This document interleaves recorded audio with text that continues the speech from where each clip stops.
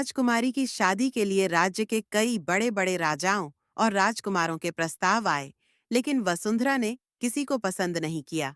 एक दिन राजकुमारी ने राजा से कहा, पिताजी, मैं किसी अमीर या राजा से नहीं, बल्कि एक सच्चे और अच्छे इंसान से शादी करना चाहती हूँ। राजा उसकी बात सुनकर चकित हुआ, लेकिन उसने अपनी बेटी की इच्छा का सम्मान करने का निश्चय किया। राजा ने पूरे राज्य में यह घोषणा करवाई कि जो भी राजकुमारी से शादी करना चाहता है, उसे 3 कठिन परीक्षाएं पास करनी होंगी। यह सुनकर कई राजकुमार और अमीर लोग दरबार में आए, लेकिन परीक्षाओं की कठिनाई देखकर वे हार मान गए। इसी बीच एक गरीब युवक, जिसका नाम अर्जुन था, दरबार में पहुंचा।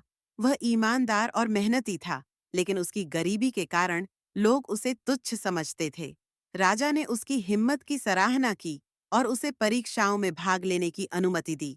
पहली परीक्षा, साहस की परीक्षा। राजा ने अर्जुन को जंगल में एक खतरनाक शेर को काबू करने का काम दिया। अर्जुन ने अपनी चतुराई और धैर्य से शेर को बिना कोई नुकसान पहुंचाए वश में कर लिया। राजा उसकी बहादुरी से प्रभावित हुआ। दूसरी परीक्षा, बुद्धिमानी की परीक्षा। दूसरी परीक्षा में राजा ने अर्जुन को एक जटिल पहेली दी। अर्जुन ने अपने ज्ञान और समझदारी से पहेली को हल कर दिया।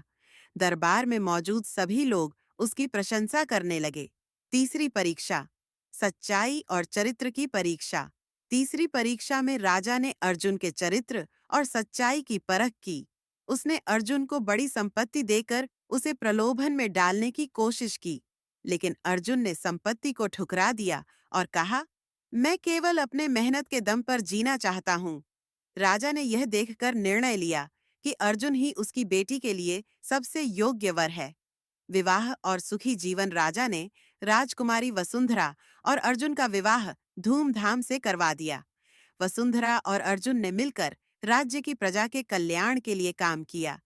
उनकी कहानी पूरे राज्य में सच्चाई, मेहनत और प्यार की मिसाल बन गई। इस तरह गरीब युवक अर्जुन ने अपने गुणों और सच्चाई से राजकुमारी का दिल जीत लिया